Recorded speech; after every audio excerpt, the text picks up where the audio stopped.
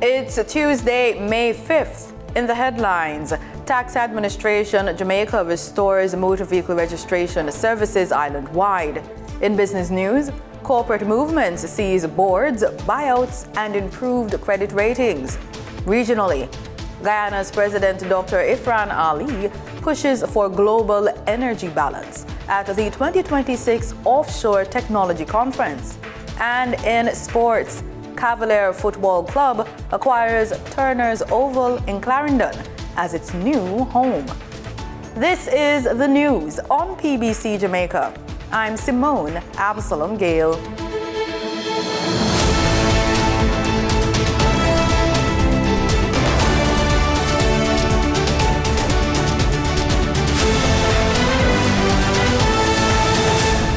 Tax Administration Jamaica, TAJ, is advising the public that motor vehicle registration services have been fully restored across the island following a temporary system disruption.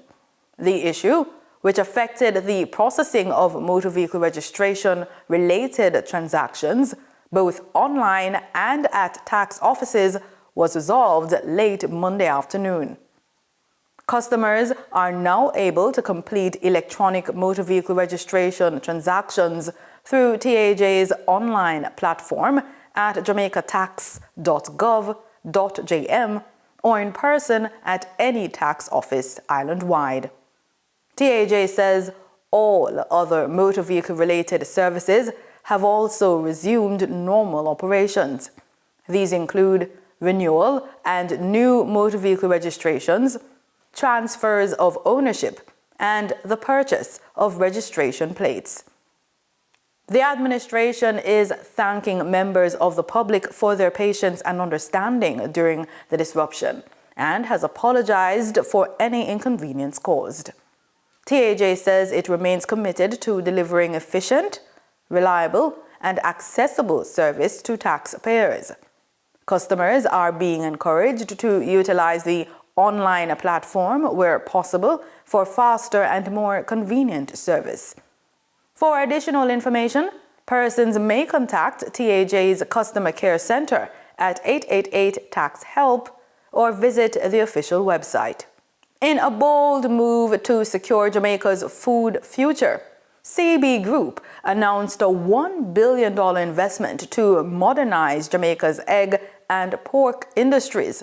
It's doing so by leveraging a climate-smart technology to withstand future storms, a direct response to the devastation caused by Hurricane Melissa. Marlon Samuels has this story. Jamaica is taking a major step towards securing its food supply against the increasing threat of climate-related disasters. In a bold move, the CB Group announced a $1 billion investment to modernize and climate-proof the country's egg and pork industries, a direct response to the recent devastation caused by Hurricane Melissa. Hurricane Melissa exposed critical vulnerabilities in Jamaica's food production, disrupting supplies and highlighting the urgent need for resilient agriculture. Recently, the CB Group launched the Time Is Now campaign, a comprehensive blueprint to transform local food industries through climate-smart technology and strategic investments. With these investments, we are seeding and developing an integrated network of pork and egg contract growers that will be 100% tunnel ventilated modern housing. Together we will build a more efficient and resilient industry and a more independent and food secure country. Building on their success after Hurricane Gilbert, CB Group's new initiatives include the creation of 2 state-of-the-art, climate-smart pilot facilities. These will help safeguard Jamaica's food security by enhancing production resilience. The first is a 40,000-bird tunnel-ventilated modern layer farm. 2 buildings, 50,000 square feet, designed and built to withstand a Category 4 hurricane, and using what they call a colony nesting system, which really just means it's automatic picking up of the eggs, but not using cages. It will be the first of its kind in our country. The land has been cleared, the buildings have been purchased, and we expect this to be operational by September 2026. The second farm is a 640 sow commercial breeding facility. A breeding farm, just to be clear, is a farm where you birth baby piglets that will eventually get to the processing plant, which is different to a nucleus farm where you're birthing really mother pigs. This is a 40,000 square foot facility, high degree of automation. In fact, we're going to introduce something called electronic sow feeding, which means that every single mother is managed and regulated by the computer, and their diet and nutrition is tracked and monitored and measured and given to them every day automatically. But wait, we've talked about live production, right? What about the distribution? What about the processing, the storage? And that brings me to number 3. In reality, these investments will just set off a chain of future and further investments by our company. The first, a central packing house, where eggs are to be collected from the farmers, sorted, washed, packaged, and ready for distribution. The second, a liquid egg plant, which will be for the entire industry, not just for integration.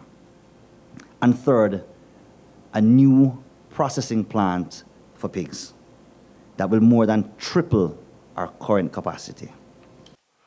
The campaign will see an expansion in the group's contract growing programs, creating new opportunities for local investors and farmers to participate in this modernized, sustainable future. Jamaica's Agriculture Minister Floyd Green emphasized the importance of public-private collaboration in building a resilient agricultural sector. The action that the CB Group is leading is exactly what we have been lobbying for, what we've been advocating around, what we've been looking to facilitate as a government that is dedicated to transform agriculture and that is dedicated to craft what we call a new face of food that prioritizes our food security, that ensure that agricultural transformation is led by agribusiness, that front loads climate resilience in our agricultural ecosystem, and that focuses on export expansion. This initiative by the CB Group promises a more secure, sustainable food future for Jamaica, protecting the nation from future storms and climate shocks, while creating economic opportunities for local farmers and investors alike. For the news on PBCJ, I am Marlon Samuels. The National Environment and Planning Agency, NEPA, is reminding the public that all wild ducks in Jamaica are protected under the Wildlife Protection Act and must not be hunted, trapped, or harmed. The agency says it has received credible reports of illegal hunting and trapping in several parishes and is now investigating the matter. Under the law, all native birds, including resident and migratory duck species, are protected. NEPA notes that Jamaica's wetlands and inland waterways provide critical habitats for these birds, and illegal hunting threatens both wildlife and fragile ecosystems. Anyone convicted of hunting, trapping, or possessing protected wildlife could face fines of up to $3 million. The public is being urged to report illegal hunting by contacting NEPA at 876-754-7540 or toll free at 888-991-5005 or call 119 or report it to the nearest police station. Are you and your family fully vaccinated? Vaccines work by training your immune system to recognize and fight specific germs without you having to get sick first. In fact, the World Health Organization says over the last few years, essential vaccines have saved 6 lives per minute. Here are a few more facts about vaccines.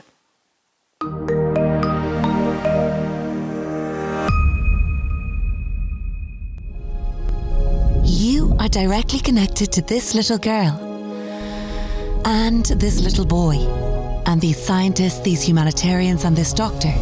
Together, you are part of one of humanity's greatest achievements: immunization. Over the last 50 years, essential vaccines have saved 6 lives a minute. That's 8,000 lives a day, every day for 5 decades. And we did it with you, because if you've been vaccinated, you're helping to keep others safe. But now, we need your help again. Because there are still children who don't have access to vaccines, we need urgent funding from world leaders to keep the vaccines coming. Because no child deserves to die of a disease we know how to prevent. Millions are here today through the power of immunization. Yes, this one, and this one too. We can reach millions more. It's time to show the world what's humanly possible. In the business report, corporate movements see boards, buyouts, and improved credit ratings. Denise Williams has the details and more.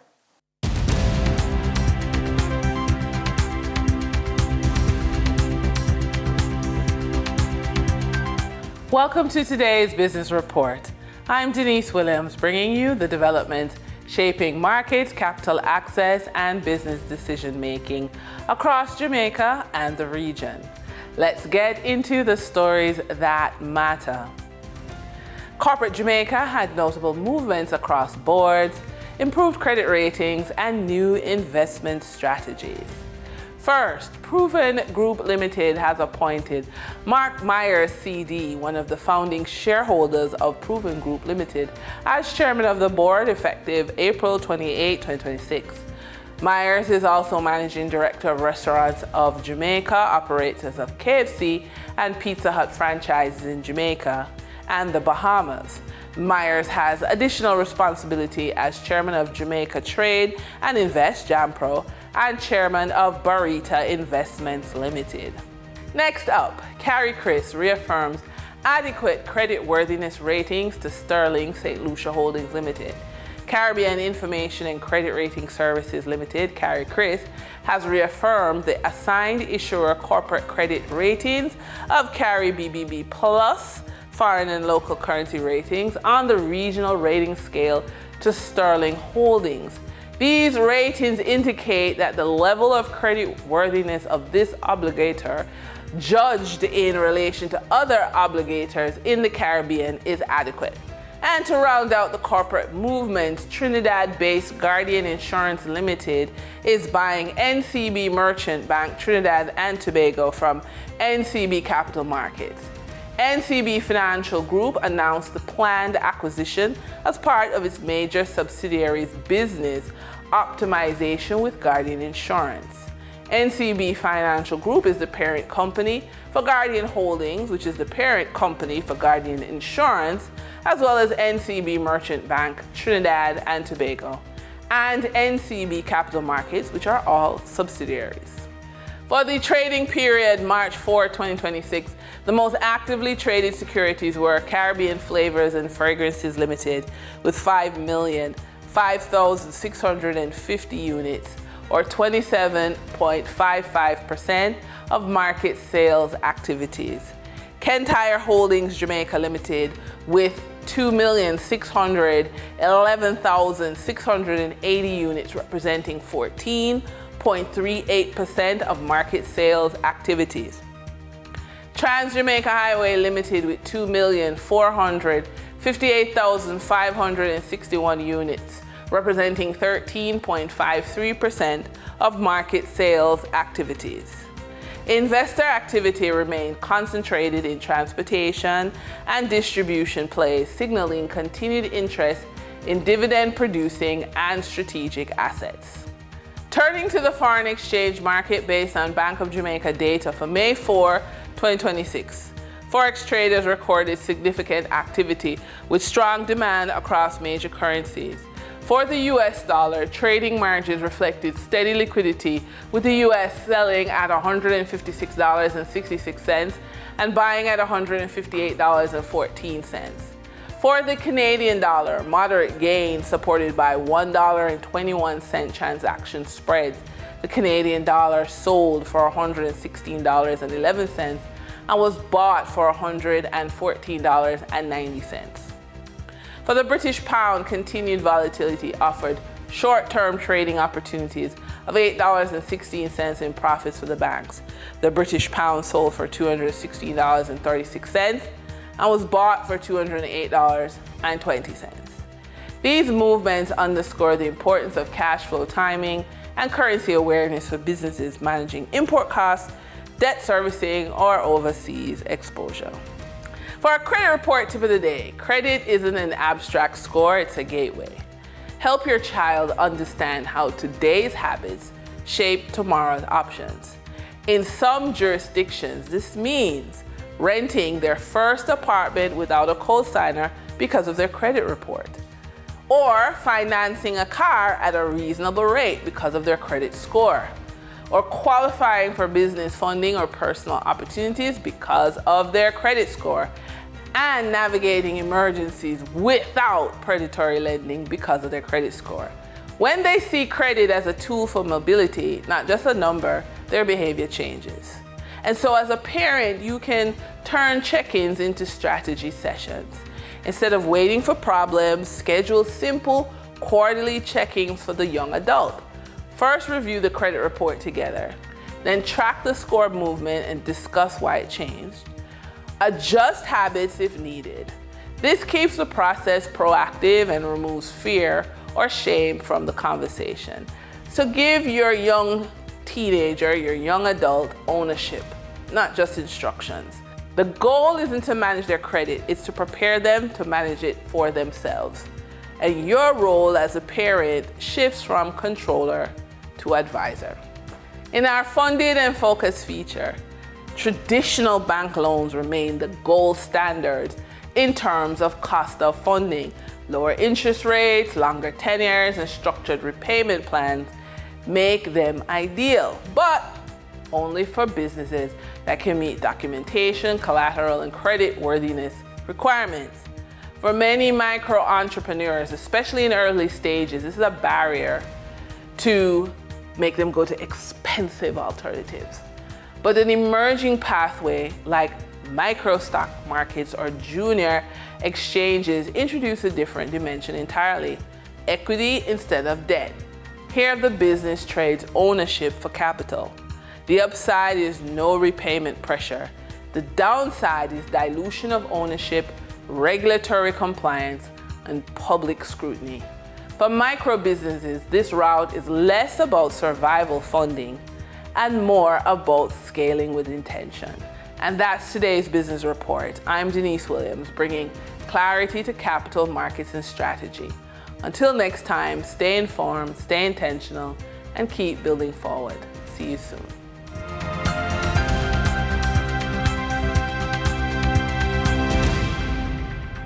In regional news, the 2026 Offshore Technology Conference, the world's premier energy event, opened in Houston, Texas, with Guyana's president, Dr. Irfan Ali, making a bold case for an energy balance globally.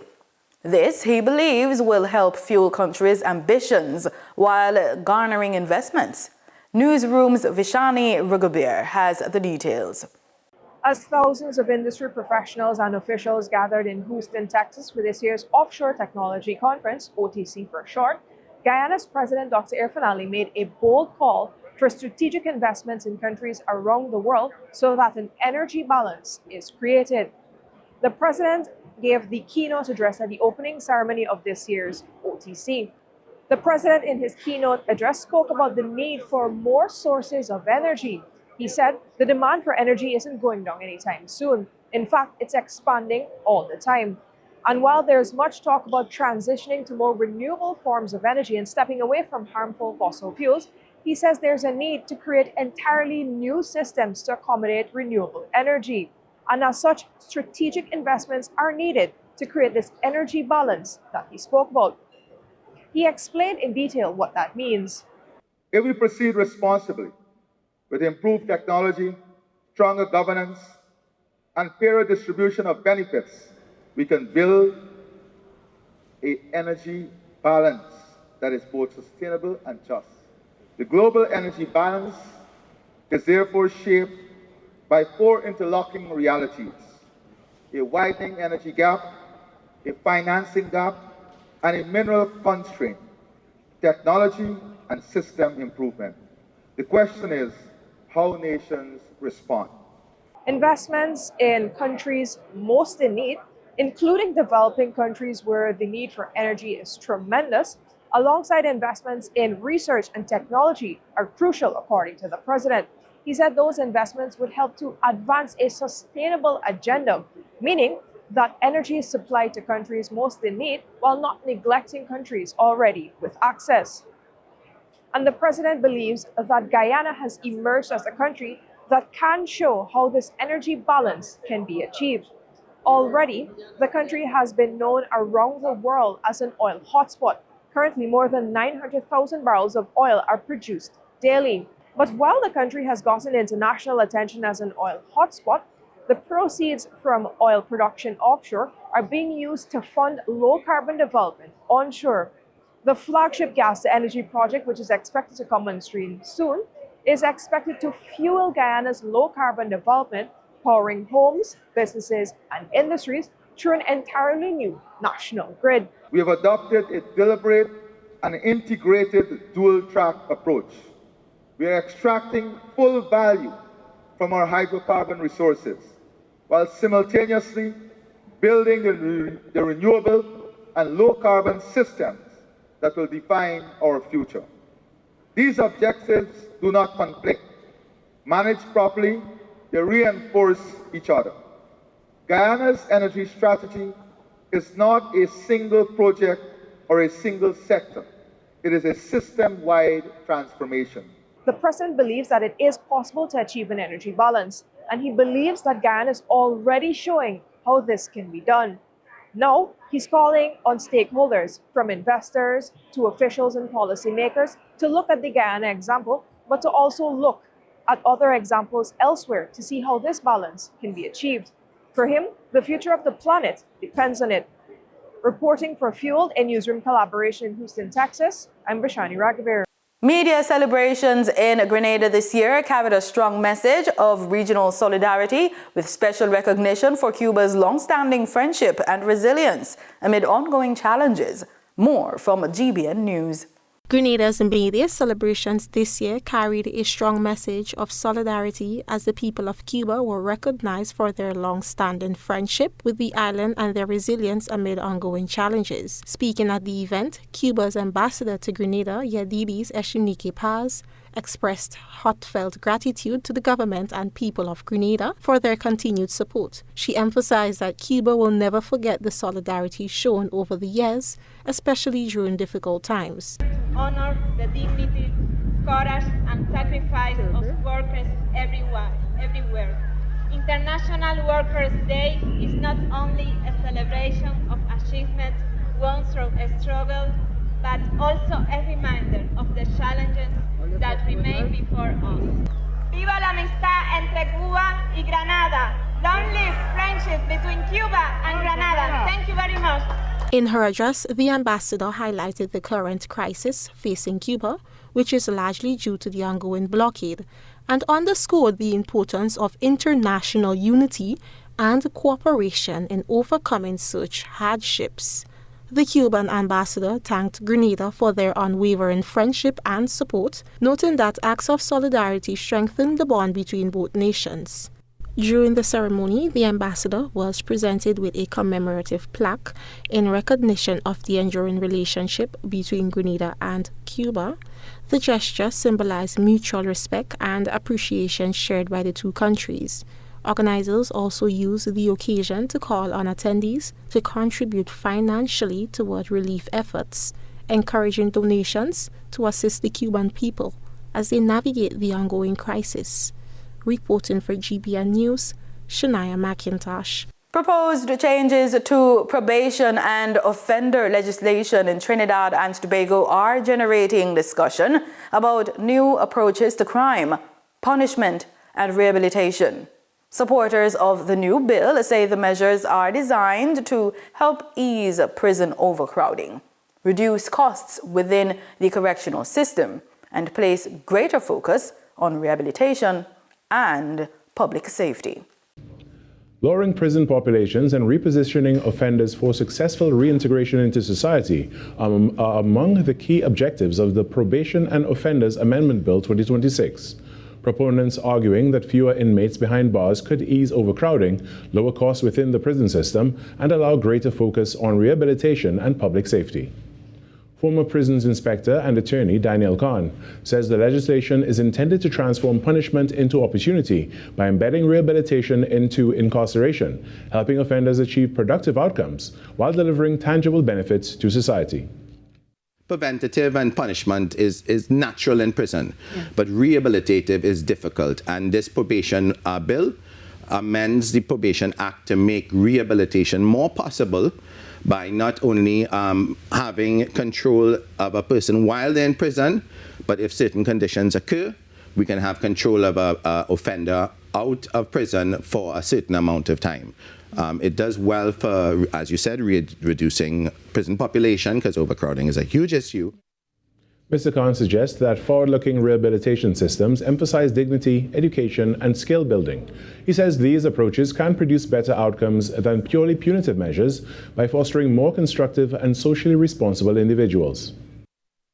Punishment doesn't only have to be in prison. You know, punishment could be many different places and still doesn't lose the essence of the human being when they enter prison, because prison conditions are horrible. I mean, they are meant to punish, but you don't want to strip the human of his humanity, and then when he comes out, he is more of a animal to commit these offenses. So both electronic monitoring and supervision by the probation officers are excellent in that regard. He says that crime must be addressed from multiple angles, and that it is his belief that rehabilitation, as outlined in the amended legislation, will play a critical role in achieving that goal. Crime is our #1 issue in Trinidad and Tobago. It's out of hand, and focusing on prisoners that have the potential to be rehabilitated will have the potential to reduce that. In sports, we begin with football. Cavalier Football Club has acquired Turner's Oval in Clarendon as its new home. The Jamaica Premier League made the announcement on Monday in a post on Instagram with an image of the facility. Cavalier, founded in 1962 by Leighton Duncan and also known as the Duncan Destroyers, has been using a government facility, Stadium East, as its home ground. In cricket, Sri Lanka's national cricket team will tour the Caribbean in June and July for a full bilateral series against the West Indies cricket team. The series will feature 3 one-day internationals and 3 T20 internationals at Sabina Park, starting June 3 and June 11, respectively, before moving to Antigua for 2 test matches from June 25. A 4-day warm-up match will precede the test series. Sri Lanka, currently 5th in the standings with limited matches played, will be looking to build momentum early, while West Indies, still searching for their first win after 8 matches, will aim to reset their campaign. The teams last met in October 2024 in Sri Lanka, where the hosts swept the series. Their most recent white ball encounter was in 2021, also won by Sri Lanka. And that's the news on PBCJ. Pleasant viewing.